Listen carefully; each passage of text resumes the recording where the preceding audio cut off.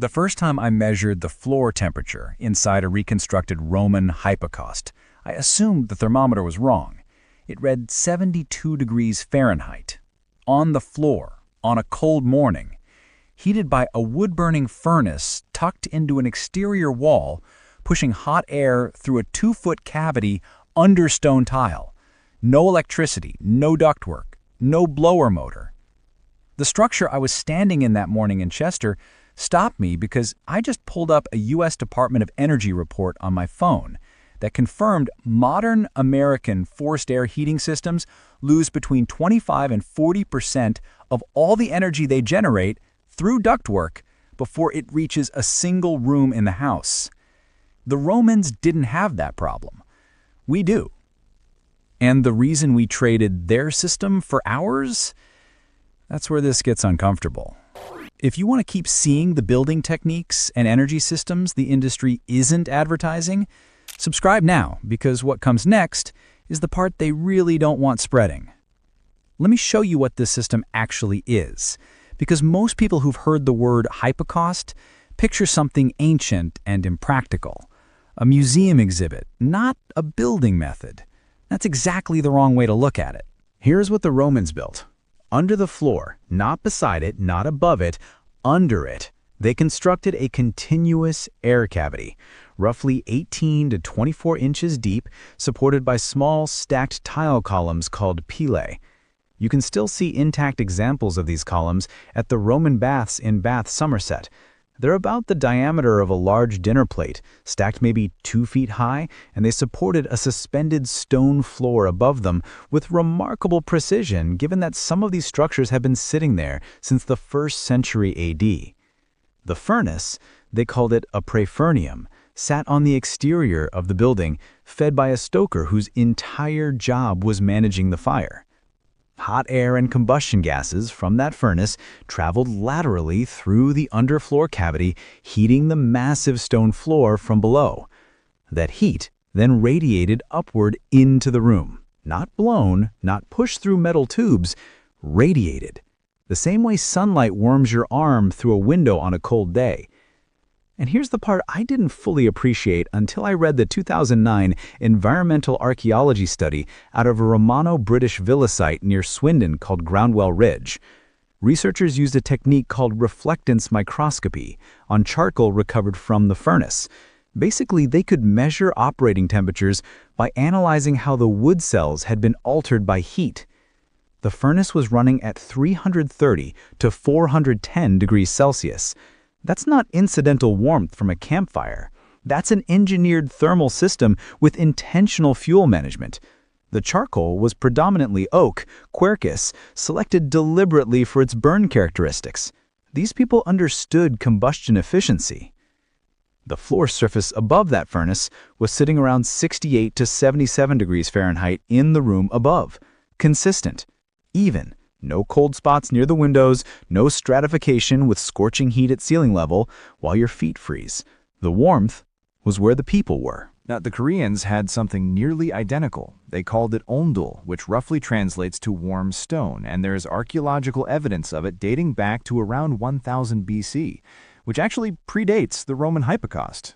The ondul moved cook-fire smoke through a long, winding channel beneath the floor, heating the stone as it traveled toward an exterior exhaust. The difference from Rome is subtle but interesting. The Korean system used a directed flue rather than an open cavity, which made the fire draw more efficiently. Both systems operated on the same thermal principle. Both were radically successful. And South Korea, unlike Western Europe, never fully abandoned it. Modern Korean apartments still use underfloor radiant heat as the default system. They just replaced the cook-fire smoke with hot water in tubes. That substitution, hot water in tubes, is exactly what modern hydronic radiant floor heating is. PEX tubing, typically half-inch diameter, laid in a serpentine pattern, either embedded in a concrete slab or stapled beneath a subfloor, circulating water heated to roughly 120 to 140 degrees Fahrenheit from a boiler. The floor surface reaches somewhere between 75 and 85 degrees Fahrenheit, warm underfoot but not hot, and it radiates heat upward into the room at body level rather than ceiling level. That same ASHRAE study, conducted with Kansas State University, and this is the number the HVAC industry very quietly doesn't lead with, found radiant systems can operate 25% more efficiently than forced air. 25%. Not because the technology is exotic, because heat rises. It always has. You want the heat source at the bottom, not blowing out of a ceiling vent and immediately stratifying 6 feet above where anyone is sitting. Actually, let me be precise about one thing here, because I've seen this conflated in other coverage. The efficiency advantage isn't just about where the heat starts. It's also about what you lose getting it there. A 2024 DOE assessment confirmed that forced air duct systems lose between 25 and 40% of generated heat in transit through unconditioned spaces, attics, wall cavities, crawl spaces. Radiant systems have no ducts. The loop is closed. Water carries the heat directly from boiler to floor surface with minimal transfer loss. You're not heating your attic every time the thermostat kicks on. Frank Lloyd Wright understood this. In 1936, he installed radiant floor heating in his Jacobs House design in Madison, Wisconsin, one of his first Usonian homes built for a middle-income family on a $5,500 budget. He specifically noted that the absence of radiators and visible heating elements was part of the architectural intention. He called it gravity heat. What he was actually doing was reviving Rome. He just didn't frame it that way. The system works. It has worked on 3 continents across at least 2,000 years of continuous use in various forms. The only real question, and this is where it stops being a history lesson and starts being something much more uncomfortable, is why it isn't standard in American homes right now. And the answer to that question involves money. Quite a lot of it. I want to be careful here, because this section is where people tend to reach for the word conspiracy, and I'm not going to do that. What I'm going to do is show you the actual codes, the actual industries, the actual dollar figures, and let you decide what to call it. Start with the International Residential Code. The IRC is the model building code that most U.S. states adopt in whole or in part as their residential construction standard. IRC Section R403.7 requires that heating systems be sized according to manual J load calculations, which sounds neutral and technical until you realize that manual J was developed and is maintained by the Air Conditioning Contractors of America, the ACCA, a trade association whose membership is primarily composed of forced air HVAC contractors. The sizing methodology embedded in that code has been optimized over decades of revision around forced air system parameters. Radiant systems can comply. They can.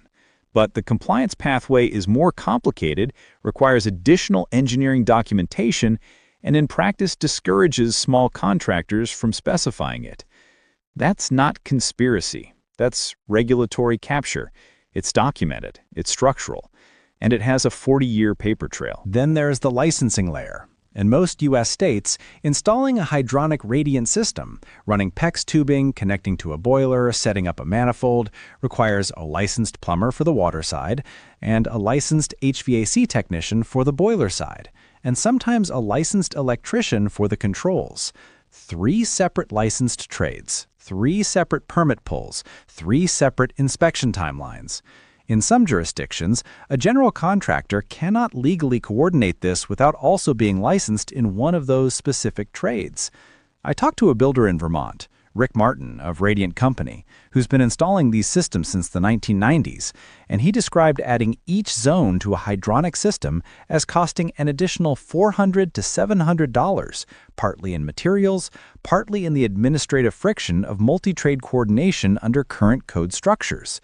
The system isn't illegal, it's just been made structurally expensive and structurally complicated in ways that a forced air replacement, which a single licensed HVAC contractor can pull, permit, install, and inspect in 2 days, simply isn't. Now, follow the manufacturing money. The U.S. residential HVAC market was valued at approximately $17 billion annually as of recent industry reports. The dominant players, Carrier, Trane, Lennox, Rheem, have built their market position almost entirely on forced air equipment. Furnaces, air handlers, ductwork components, thermostats calibrated for forced air response curves. A radiant system doesn't use a furnace. It uses a boiler and a pump, different supply chains, different installer networks, different replacement cycles. A forced air furnace lasts 15 to 20 years and then needs full replacement. A properly installed hydronic radiant loop, the PEX tubing itself, carries a 25-year warranty minimum and realistically lasts 50 years or more without replacement. That's a profoundly different recurring revenue model for the equipment manufacturers. Radiant floors, done correctly, are a one-time infrastructure investment. Forced air is a subscription. The industry knows this. There are places in the U.S. where this calculus is played out in very specific, very local ways. In parts of rural Nevada and Arizona, homeowners who have attempted to install owner-built hydronic systems without licensed contractor involvement have received stop work orders and in some documented cases been required to demolish completed rough-in work. The legal mechanism isn't radiant is banned. It's that the unpermitted work violates the contractor licensing statute, which in those states applies to any work over a certain dollar threshold, regardless of whether the homeowner is doing it on their own property. California's contractor licensing law, Business and Professions Code Section 7028, sets that threshold at $500 in combined labor and materials. $500 in a state where a single roll of PEX tubing costs more than that. The effect is that a California homeowner cannot legally self-install a whole home radiant system. They must hire licensed trades, which immediately adds $15,000 to $25,000 in labor to a project that the materials alone might cost $8,000 to $12,000. And I should be honest about something here. I spent a long time initially assuming this was more coordinated than it probably is. The picture that emerges from looking at the actual records isn't a room full of HVAC executives deciding to suppress radiant heating. It's more diffuse than that, and in some ways more insidious. It's decades of code committees populated by people whose professional identities are built around forced air systems. It's licensing boards administered by trades associations that have no institutional incentive to simplify the pathway for competing technologies. It's a financing market, FHA loans, conventional mortgages, that uses forced air systems as the default acceptable mechanical system when appraising residential properties, meaning a home built around a primary radiant system can face appraisal complications in certain markets. The Romans had none of this friction. A wealthy Roman citizen could commission a hypocaust as part of new construction without navigating 17 overlapping jurisdictional requirements.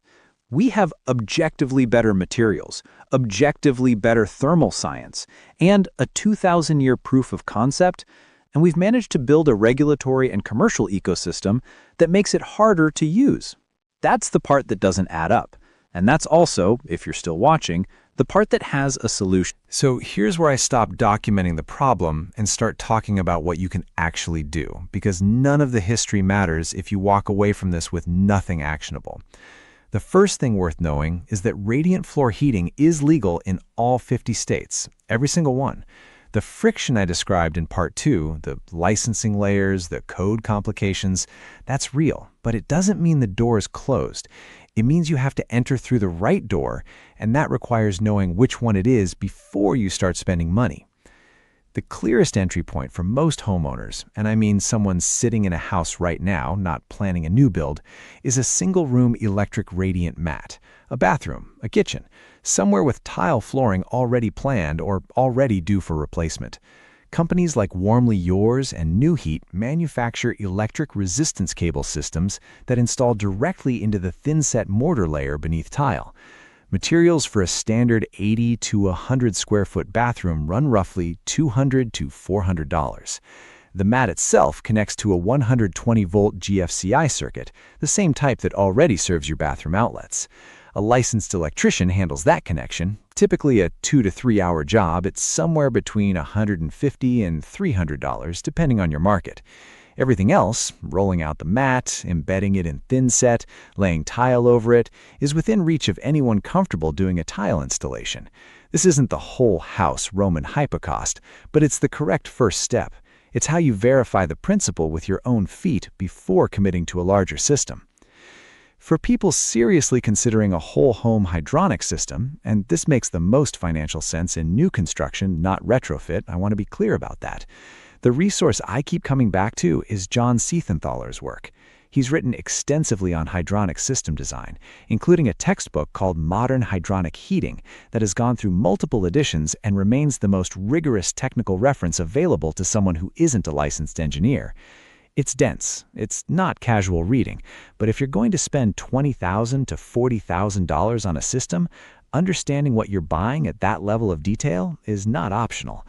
The link to that resource is below, along with a few other guides I've found genuinely useful rather than just promotional. The states where owner-builder hydronic installation is most legally accessible, meaning the contractor licensing threshold is higher or the owner-builder exemption is broader, include Texas, Montana, Wyoming, and most of the rural Midwest. If you're in those areas and you own the property outright, your legal pathway is significantly cleaner than it would be in California or Nevada. Research your specific county, not just your state. Zoning and code adoption varies at that level in ways that matter. Now, before you take any single step, here's what you must verify. First, pull your local jurisdiction's adopted building code and confirm whether they follow IRC or a state-modified version. That determines your permit pathway. Second, call your county building department directly and ask whether a hydronic radiant system requires separate plumbing and mechanical permits, or whether one covers both. Fourth, check your subfloor or slab construction. PEX embedded in concrete performs very differently than PEX stapled beneath a wood subfloor, and your installer or your own research needs to account for that thermal mass difference before sizing the boiler. Fourth, check your homeowner's insurance policy language around slab-embedded systems before installation. Specifically ask for leak coverage under a concrete pour, because most standard HO3 policies exclude the slab excavation cost even when they cover the water damage above it. Rome built this system without any of that paperwork. We don't have that luxury. But the system still works. 2,000 years of evidence says so.